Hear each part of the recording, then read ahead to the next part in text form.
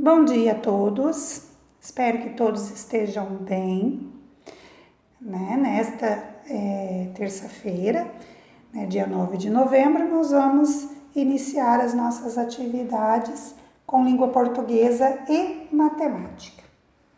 Então, hoje nós vamos dar continuidade ao nosso projeto, Confabulando com Fábulas, que nós já estamos aí conversando um pouquinho sobre ele em cada aula, E hoje nós vamos fazer aí uma comparação de fábulas. O que é comparação? Nós vamos fazer uma análise e verificar se toda a estrutura do texto, a finalidade do texto, o assunto, os personagens, o decorrer dos acontecimentos, se eles são iguais ou diferentes, Se o vocabulário desta fábula, se ele é um vocabulário mais simples, Se ele está dentro de um contexto do dia a dia, ou se é usado um vocabulário mais formal, Um linguajar, uma língua, uma escrita com palavras que talvez nós precisamos estar aí utilizando, o dicionário para a gente poder aí entender o que aquela palavra significa, qual o significado dela, qual é o contexto, por que ela está sendo utilizada nessa história, tá bom? Então, pessoal, nós vamos utilizar então o livro Ler e Escrever, A página é 54 e nós vamos até a página 57. Então, o primeiro momento aí da nossa conversa de hoje é uma leitura. Então, vocês vão fazer a leitura da fábula A Lebre e a Tartaruga. O texto 1 e o texto 2. É a mesma fábula, tá? Mas são dois textos, que nós vamos analisar aí. E em seguida, em outro momento, vocês irão responder as questões das páginas 56 e 57 do livro Ler e Escrever. Então, a professora colocou aqui, eu vou subir um pouquinho, a página da atividade, tá? Então, é esta aqui, atividade 2D, comparação da fábula. E o enunciado, leiam as fábulas em parceria com a professora.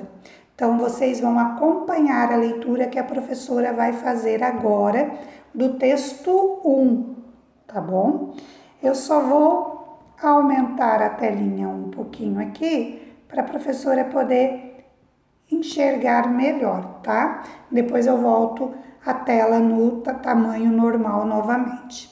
Então, vamos lá. A lebre e a tartaruga. Quando o medeti, dizia uma vez a lebre à tartaruga, obrigada a andar com a tua casa às costas, não podes passear, correr, brincar e livrar-te de teus inimigos.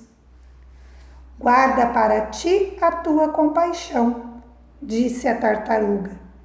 Pesada como sou e tu, ligeira como te gabas ser, apostemos que eu chego primeiro do que tu a qualquer meta que nos proponhamos a alcançar.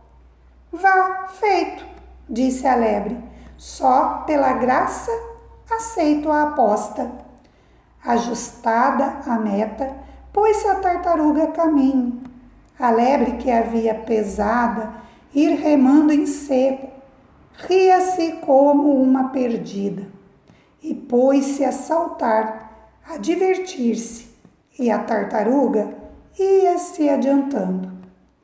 Olá, camarada, disse a lebre, não te canses assim. Que galope é esse? Olha que eu vou dormir um bocadinho. E se bem o disse, melhor o fez, para encarnecer da tartaruga.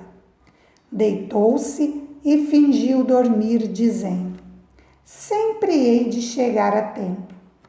De súbito, olha, já era tarde, a tartaruga estava na meta e vencedora lhe retribuía os seus charcos.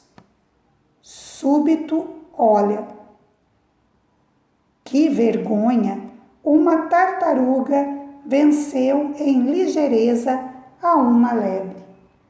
Moral: nada vale correr. Cumpre partir em tempo e não se divertir pelo caminho. Então, pessoal, este é o primeiro texto, né? Nós vemos, observamos aí que a escrita houve o diálogo, né? Os personagens são a tartaruga e a lebre. Porém, nós podemos observar aqui que houve, né, momentos em que o vocabulário, a escrita desta fábula teve alguma diferença das fábulas que nós costumamos ler aí, né, de Êxopo, que tem aí uma linguagem mais simples, mais do dia a dia, né, uma linguagem mais informal do que está aqui, né? Então, nós podemos observar, já começa de início, condume de ti. Então, condume, o que será que significa condume, né? Será que é o mesmo que tenho pena de ti, fico sensibilizada de ti, né? Enfim. Então, agora eu vou descer aqui a página, né? E nós vamos então fazer a leitura da página 55 do texto 2, a lebre e a tartaruga. Já vão aproveitando e observando as características de cada fábula. Do texto 1, como foi escrito, como foi narrada essa história. E o texto 2, né? O que tem de diferente, já logo que a gente olha, o que a gente já observa de diferente nessas duas fábulas. E já vão anotando aí do lado no caderno o que vocês conseguem perceber, tá bom? Então eu vou iniciar a lebre e a tartaruga. Apostemos, disse a lebre à tartaruga matreira, que eu chego primeiro ao alvo do que tu, que és tão ligeira. Dado o sinal de partida, estando as duas a par, a tartaruga começa lentamente a caminhar. A lebre, tendo vergonha de correr diante dela, tratando uma tal vitória de peta ou de bagatela. Deita-se e dorme o seu pouco, ergue-se e põe-se a observar de que parte corre o vento e depois entra a pastar. Eis, deita uma vista de olhos sobre o caminhante sorna, ainda e a vê longe da meta, e a pastar de novo torna. Olha e depois que a vê perto, começa sua carreira, mas então apressa os passos a tartaruga matreira. A meta chega primeiro, apanha o prêmio apressada, pregando a lebre vencida uma grande suiada.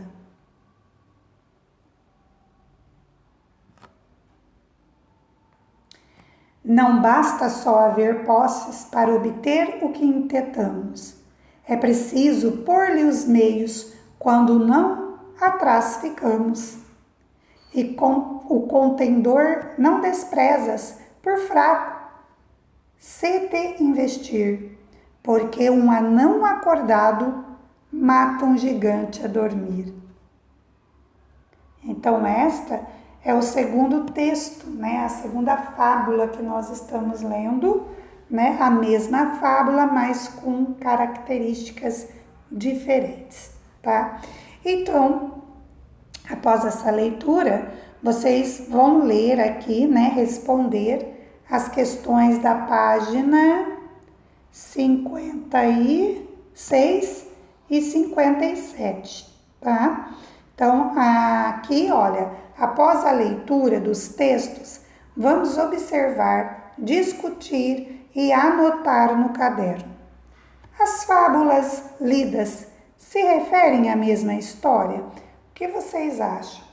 Expliquem, né? Então, aqui na primeira, que a professora sempre faz junto com vocês, né? Então, fica claro que sim, sim.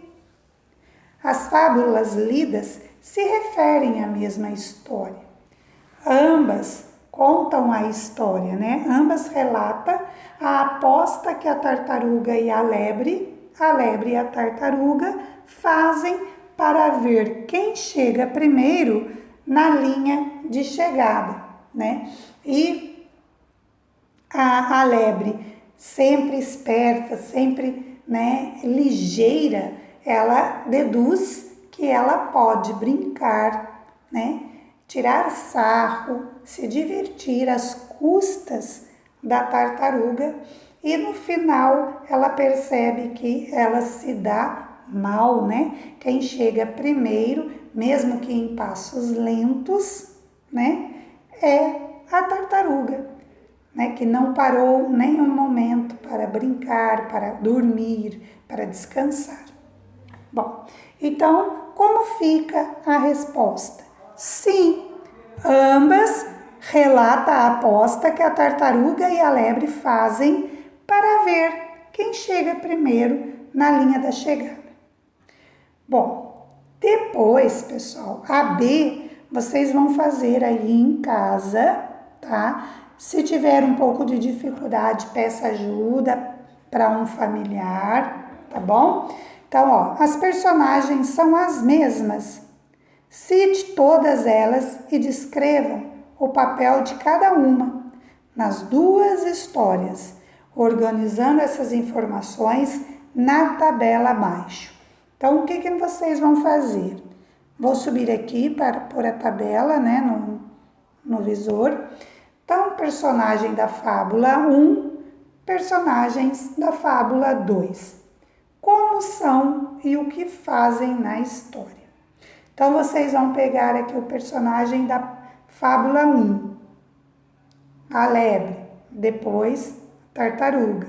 E aqui, como são, vocês vão colocar as características, como elas são e o que elas fazem na história. O que cada personagem faz durante o desfecho da história, tá? Terminando, nós vamos para 3. Considerando as informações da tabela, respondam as questões no caderno. Letra A. As personagens que se repetem nas duas fábulas têm as mesmas características nas duas histórias? Comente. Então, vocês vão voltar, vão ler as duas fábulas, vão pegar lá a lebre e vão responder aqui na ADA 3 se as personagens têm as mesmas características nas duas fábulas, tá bom? Então, vocês vão comparar. É a mesma característica na fábula 1 e na fábula 2 ou tem diferença aí nas características, uma de cada fábula, tá bom? Depois, na página 57, nós temos o B, né, a atividade B. Comparando as fábulas escritas em prosa e verso. Olha lá, prosa, ela foi escrita numa estrutura de texto corrido. E verso, né, onde houve rima, né, tem toda essa questão aí de poema. Podemos dizer que a moral é a mesma? Comente. Então, e aí, o que vocês acham? O que vocês pensam? A fábula, o texto 2, não tem moral da história, não aparece a moral da história, como no texto 1. Porém, a moral está no decorrer da história. Então, será que dá? Será que serve a mesma moral para as duas? D. Será possível formular uma moral para a fábula em verso? Se sim, como poderia ser? Então, essas perguntinhas vocês devem responder no caderno, tá bom? Agora eu vou voltar aqui a nossa telinha no normal e nós vamos aí para matemática. E nós vamos dar, continuidade aí nos estudos do EMAI. Então, peguem o livro do EMAI, abram na página 80 e nós vamos novamente retomar aí o estudo dos políedros, tá bom? Então, nós vamos para a sequência 12, a atividade 12.3, políedros, e 12.4, planificação do políedro, tá? O que é planificação, professora? Vocês imaginem, vocês pegaram uma caixinha de pasta de dente e abrir esta caixinha, soltando os lados, onde está coladinho, sem rasgar. Então, quando você abre um políedro, que você abre ele, você está planificando este políedro, tá? Então, nós vamos aqui iniciar na página 80, olha, atividade 12.3, preencha o quadro abaixo. Pirâmide de base triangular. Pirâmide de base quadrada. Pirâmide de base pentagonal. Pirâmide de base hexagonal. Então, nós temos aqui, olha, a vértice, a face, vértice mais faces e as arestas. Então, vocês vão completar aí de acordo com a imagem que vocês... vamos iniciar, então, aí pela pirâmide de base triangular. Tá? Eu vou usar aqui, olha, o desenho que está na base triangular, ó, vou usar esta aqui, tá? Então, vamos começar pelas vértices. Quantas vértices tem esta pirâmide de base triangular?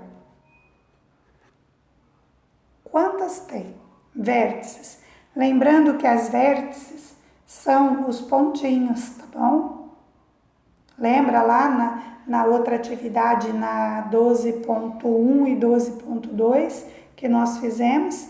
Então, vocês vão observar, deixa eu voltar aqui um pouquinho.